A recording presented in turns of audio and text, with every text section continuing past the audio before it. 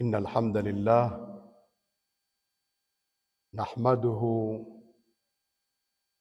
ونستعينه ونستغفره ونعوذ بالله من شرور أنفسنا وسيئات أعمالنا من يهد الله فلا مضل له ومن يضلل فلا هادي له وأشهد أن لا إله إلا الله وحده لا شريك له وأشهد أن محمدًا عبده ورسوله أما بعد فإن أصدق الحديث كتاب الله وخير الهدي هدي محمد صلى الله عليه وآله وسلم وشر الأمور محدثاتها وكل محدثة بدعة وكل بدعة ضلالة وكل ضلالة في النار.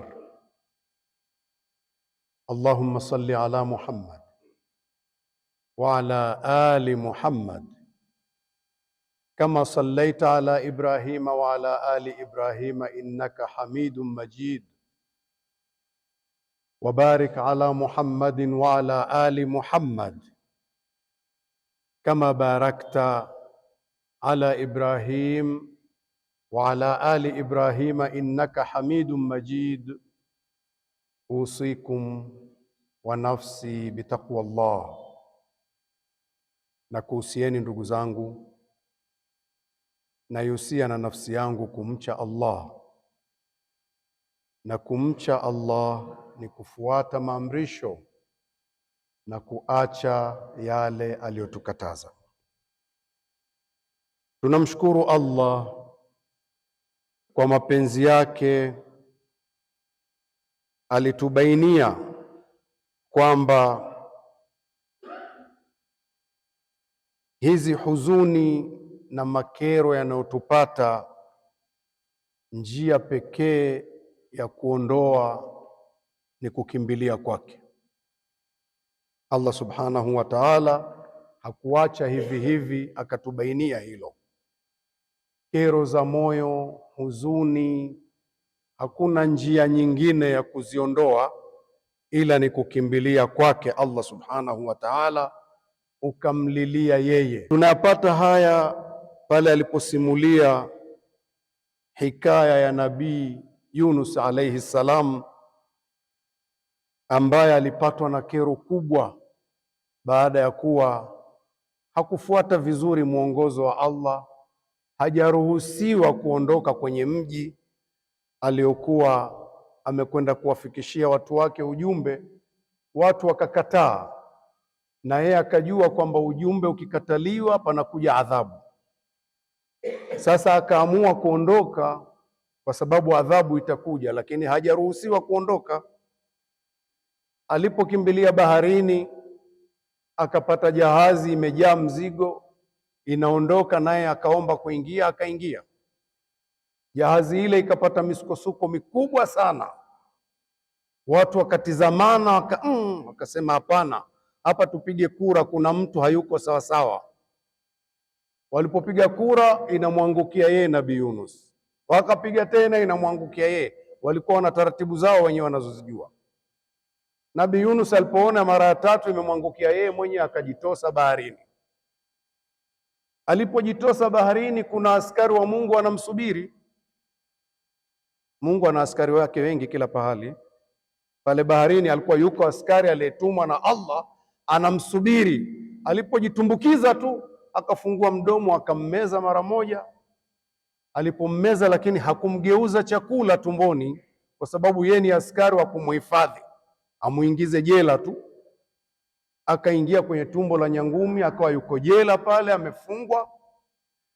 Nabii Yunus akazingatia, akaona hapana, hii si bure. Tumbo la samaki limemuingiza, ameingia tumboni, lakini hakugeuka chakula, yuko mzima.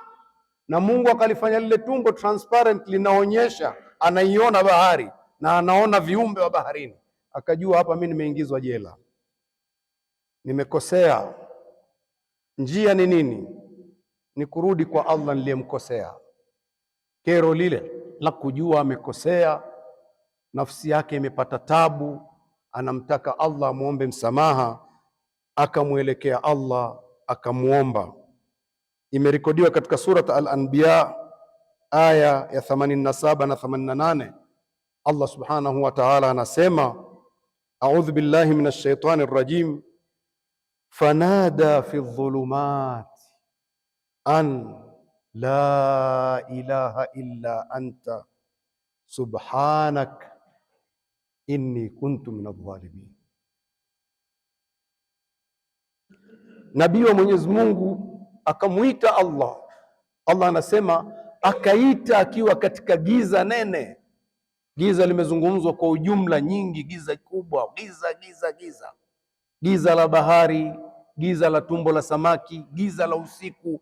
Anatembezwa, anaona viumbe wa Mwenyezi Mungu, macho tu yanaonekana gizani. Akamwambia Allah, la ilaha illa anta, hapana anastahili kuabudiwa, hapana anastahili kutumikiwa ila ni wewe. Subhanak, ukamilifu wa sifa ni wako. Inni kuntu minadh-dhalimina, kwa hakika mimi nimekuwa katika waliodhulumu nafsi zao, nimeidhulumu nafsi yangu, nisamehe. Akaendelea akisema maneno hayo mara kwa mara, akayasema mara kwa mara. Kuna viumbe wa Mwenyezi Mungu, malaika, walikuwa wamezoea kuisikia sauti hii usiku ikisema maneno mengi ya tasbihi, na wanaona tasbihi hizi zilikuwa zikitoka na swala zinatoka kwenye nyumba ya mja mwema huyu, lakini sauti hii leo wanaiona inatokea baharini. Wakakagua wakakuta amemezwa huyu. Wakamwambia Allah, mja wako yuko kwenye tumbo la samaki, tulimzoea huyu kumsikia hivi na hivi. Allah anawaambia, namjua vizuri mja wangu, niachieni mwenyewe. Nabii Yunus akaendelea kumlalamikia Allah akisema sifa hizo, anamsifu Allah, nafsi yake anatamani asamehewe tu, amemkosea Allah. Swala la kuwa atatapikwa, atatolewa kwenye tumbo, hii habari nyingine, lakini Allah, nimedhulumu nafsi yangu mimi, kuondoka kule hujanipa ruhusa. Basi Allah subhanahu wa ta'ala akasema katika maneno haya, fastajabna lahu, tukamuitikia maneno yake aliyokuwa akiomba. Wanajainahu minal ghammi, tukamwokoa kwenye kero lile alilokuwa nalo. Maneno ya mwisho mazuri sana, ni habari njema tunaelezwa watu wote mpaka kiyama. Wakadhalika nunjil mu'minin, na kama hivi tulivyomwokoa Yunus, ndio hivi waja wote watakaokimbilia kwa Allah, waumini. Wakadhalika nunjil mu'minin, kama hivi tutawaokoa waumini. Hizi ni habari njema, hizi zimo kwenye kitabu chetu. Tukikereka namna hii tukapata shida, tumkimbilie Allah, tumwambie la ilaha illa anta subhanak inni kuntu minadh-dhalimin. Allah ametuahidi wakadhalika nunjil mu'minin, kama tulivyomwokoa Yunus ndio hivyo tutawaokoa waumini. Tunamshukuru Allah ambaye pia ametubainia, akatuwekea wazi kwamba kuelekea kwake kwa maombi, ukimuomba Allah ukafanya tasbihi na dhikri, ukadumu kufanya ibada, vitu hivi ndio kinga na ni sababu ya kuondoa kero na huzuni kwenye mioyo. Ameturekodia tena Allah subhanahu wa ta'ala akisimulia habari ya nabii wake Muhammad sallallahu alaihi wa alihi wasallam, iliyoko katika surat Al-Hijri aya ya 97 mpaka 99. Anasema Allah, walaqad na'lamu annahu yadhiqu sadruka bima yaqulun. Walaqad na'lam, na kwa hakika tunajua Muhammad, annahu yadhiqu sadruk, kwamba kifua chako kinapata dhiki, bima yaqulun, kwa haya wanaoyasema watu wako, wanakusema vibaya, unapata dhiki sana, tunajua hilo. Sasa nini dawa? Fasabbih bihamdi rabbik, Msifu bwana wako kwa sifa zake, sabbihillah, msabbih Allah kwa sifa zake. Wa kum minas sajidin, na uwe katika wenye kusujudu, usujudu msifu Allah. Wa'bud rabbaka hatta ya'tiyaka al-yaqin, na uwe unamtumikia bwana wako, umwabudu yeye tu mfululizo mpaka mauti ya kuchukue. Hizi ndizo zitakazoondoa hayo yanayokusumbua Mtume. Tunajua wanasema vibaya, wanakusema vibaya, wewe msabih bwana wako, utaondokwa na kero hilo. Mafundisho haya ndugu zangu tunayo. Tukiona tuna mambo yanatuzongazonga, tusisahau, iwe ni kawaida yetu kumsabih Allah. Subhana rabbiyal a'la, subhana rabbiyal azim, subhanallahi wa bihamdihi, subhanallahi alazim. Matamshi mawili anayapenda sana Allah subhanahu wa ta'ala, tuwe tunayarudia rudia. Tunamuomba Allah tudumu kuswali baada ya swala za lazima na swala nyingine za sunna. Haya ndiyo mambo, ndiyo kinga za kutuweza kutukinga na kutuokoa na kero hizi. Tusikimbilie kuvaa hirizi wala kukimbilia sijui mafuta gani ya upako wala nini. Tunazo hazina, tumezisahau. Hebu tukumbuke ndugu zangu, kipindi tulichonacho, tunachoishi nacho sasa hivi, kero za moyo, huzuni zimeenea sana, mpaka ma TV ukiasikiliza kila mtu ana stress, watu wanazungumzia stress. Misongo ya mawazo ndio mazungumzo siku hizi. Stress, misongo ya mawazo, misongo ya mawazo. Kila mtu ana usongo wa mawazo. Mnajua ni kwa nini ndugu zangu? Msongo wa mawazo ni kwamba tumeitolea macho sana dunia mpaka tukasahau kwamba ni sehemu ya kazi, mtihani kumtumikia Allah. Tumejisahaulisha mpaka tukaona kama tumefika. Kila mmoja anaandaa kufika. Kule kuwa umejiandaa kufika, utawaangalia waliokuzidi tu siku zote, kwa sababu unataka kufika. Utasahau kwamba una wengine umewazidi. Hilo ndio tatizo hapo. Msongo wa mawazo, husda zinaanzia hapo.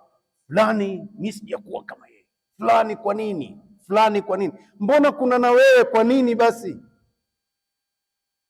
Iko na hiyo pia. Kabla hujamkimbilia Allah kumwambia nataka hili, hebu shusha macho chini uangalie kuna mangapi sijashukuru. Kuna neema ngapi ambazo ninazo sijashukuru.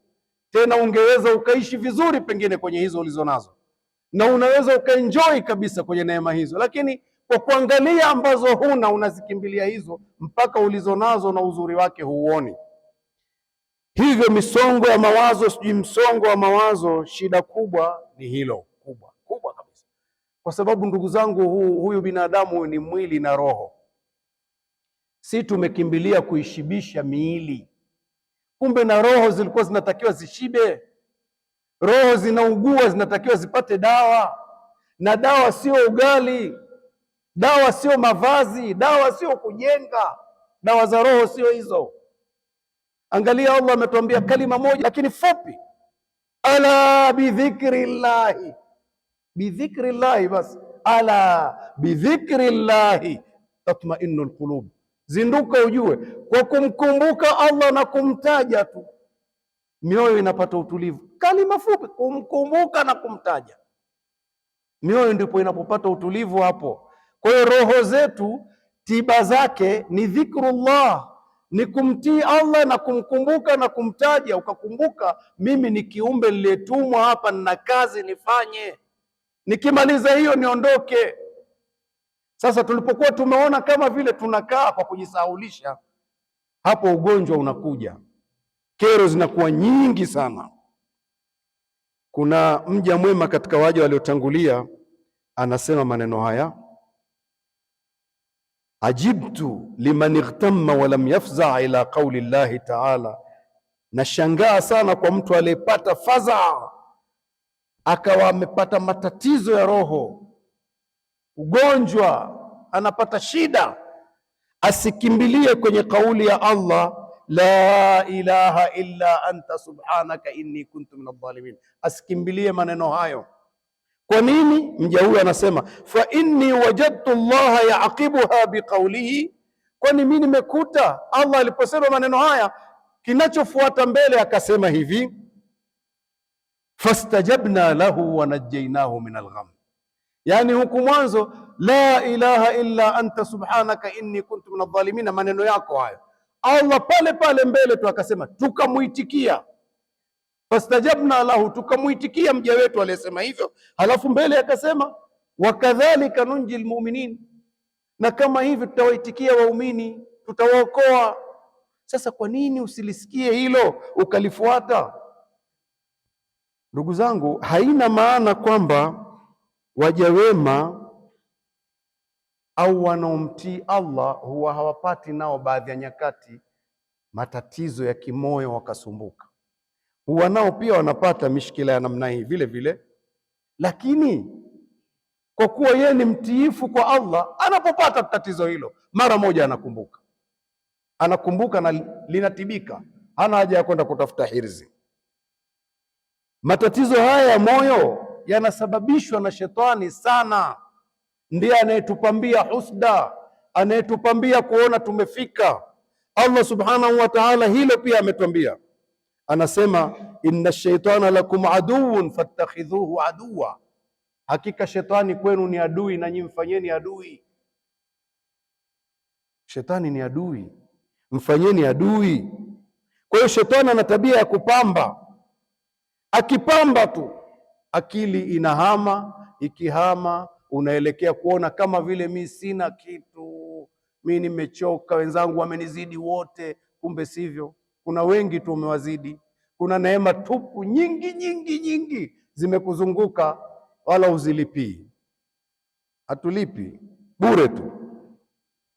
Kwa hiyo mja mwema akiguswa tu na shetani, yeye mara moja anakumbuka, kama anavyosema Allah katika surat Al-A'raf aya 201, innal ladhina ittaqaw idha massahum ta'ifun min ash-shaytani tadhakkaru, hakika wale wacha Mungu, idha massahum ta'ifun min ash-shaytani, pindi unapomgusa yeye mguso au ule wasiwasi min ash-shaytani, kutoka kwa shetani, tadhakkaru, mara moja tu humkumbuka Allah, wakakumbuka adhabu ya Allah, wakakumbuka neema za Allah, basi faidhahum mubsirun, mara tu wanakuwa ni wenye kuiona njia ya sawasawa. Ndugu zangu, kuna rehma za Allah ambazo amezieneza kwa watu wote hapa duniani. Jina lake Ar-Rahman zimewaenea kila mja, lakini kuna rehma nyingine ni khaswa. Hizi rehma khaswa huwa hazipatikani mpaka tujisogeze kwa Allah, tujipendekeze, tutubu. Tukifanya namna hii, rehma hizi zinakuja. Tukijisahau, basi tutapata zile rehma za wote tu, rehma ambazo hata Ibilisi alipata, naye si anaishi mpaka leo. Alimwomba Allah, mimi nikae mpaka, akaambiwa utakaa. Hiyo pia rehma yake Allah, rehma amma kwa wote zile. Hata Ibilisi, Firauni wote walizipata. Karuni pia alizipata, rehma amma kwa wote. Lakini rehma khasa hizi, urudi kwa Allah, jipendekeze kwa Allah, tubu, hizi zinapatikana. Hebu tuisikilize hadithi hii uone rehma khasa inakujaje. Hadithi al-Qudsi, Allah subhanahu wa ta'ala anasema hivi, anatuita yabna Adam, e mwanadamu wewe, tafarragh liibadati, shughulika wewe kunitumikia mimi, kuniabudu mimi, unitumikie mimi tu. Sikiliza rehma khasa, ukifanya hivyo, amlau sadraka ghina, nitajaza kifua chako kutosheka. Qanaa, huku kutosheka huku hawapati watu wote. Ukimtumikia Allah anakupa hiyo rehma khasa. Na ya pili, wa asuddu faqraka, na nitaziba mapengo ya mahitajio yako, nasimamia. Wa man yattaqillaha yaj'al lahu makhraja, mwenye kumcha Allah, Allah anampa mapito. Nitasimamia mambo yako. wa illa taf'al, kama hutofanya hivyo utapata zile rehema nyingine zaidi kwa wote. Zile ni hivi, usipofanya hivyo, usiponitumikia, amlau yadaika shughla, nitaijaza mikono yako kazi nyingi, nitakushughulisha, shughuli zote utakuwa unazo, na mapesa utapata, na kila kitu kipo, lakini walam asuddu faqrak, wala sitoziba mapengo ya mahitajio yako. Kila kitu unacho, lakini saa zote unababaika tu. Nini? Hujapata rahma khasa. Mwenyezi Mungu atulinde na shari hiyo, na atujalie kuwa ni wenye kuona, tufuate yaliyo mazuri. Ud'u rabbakum wa antum muqinuna bil ijaba wastaghfiruhu innahu huwal ghafurur rahim. Astaghfirullah. Alhamdulillah wassalatu wassalamu ala rasulillah nabiyina Muhammad sallallahu alayhi wa alihi wa sahbihi wa man tabi'ahum bi ihsani ila yaumiddin. Usikum wa nafsi bitaqwa Allah, na kuhusieni na yusia na nafsi yangu kumcha Allah, na kumcha Allah ni kufuata amri na kuacha yale aliyotukataza.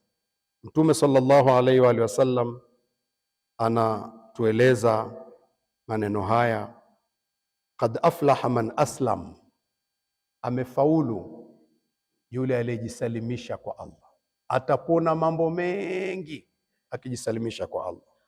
Waruzika kafafan, na akaruzukiwa cha kumtosha, sio akashughulishwa sana, akaruzukiwa cha kumtosha, akatosheka.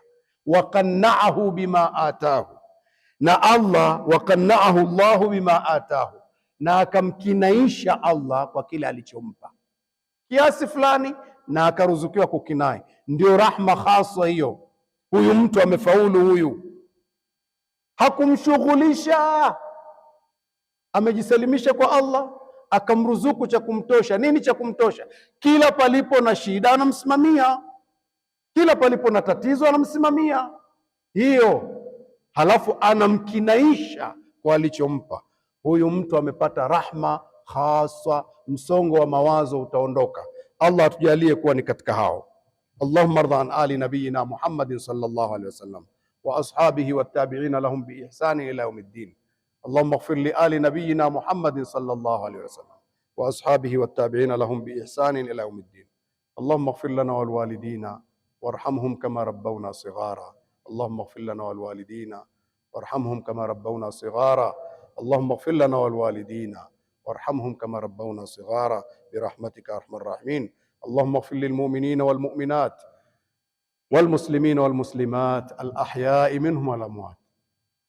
عباد الله، إن الله يأمر بالعدل والإحسان وإيتاء ذي القربى وينهى عن الفحشاء والمنكر والبغي يعظكم لعلكم تذكرون. فاذكروا الله يذكركم وادعوه يستجب لكم واسألوه من فضله يعطيكم ولذكر الله أكبر. قوموا إلى الصلاة يرحمكم الله.